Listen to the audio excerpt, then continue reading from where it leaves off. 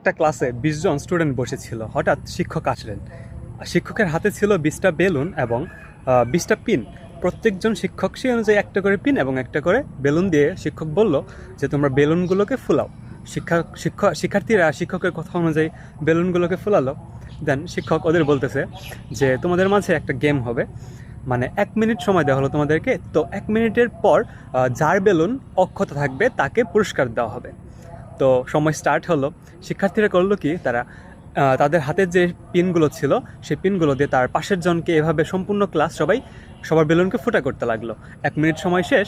তো শিক্ষক যখন জাজমেন্ট করবে তখন শিক্ষক একটা বেলুনও আর অবশিষ্ট পেল না। তারপর শিক্ষক স্টুডেন্টদেরকে বলতেছিল যে আচ্ছা, আমি গেমের শুরুতে তোমাদের কি বলেছিলাম যে যার বেলুন অক্ষত থাকবে তাকে পুরস্কার দেওয়া হবে। আমি কি তোমাদের বলেছিলাম যে সবগুলো বেলুনকে ফাটিয়ে ফেলতে? তোমরা যদি সবাই সবার বেলুন কক্ষত অবস্থায় রাখতে তাহলে সবাই কিন্তু পুরস্কারগুলো পেতে। কিন্তু তোমরা কারো মানে নিজেরটা তো ঠিক রাখোইনি, সাথে অন্যজনেরটাও নষ্ট করে ফেলেছ।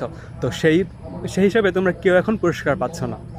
তো এখন কথা হচ্ছে যে বলেন তো এটা কোন দেশের ক্লাসরুম হতে পারে?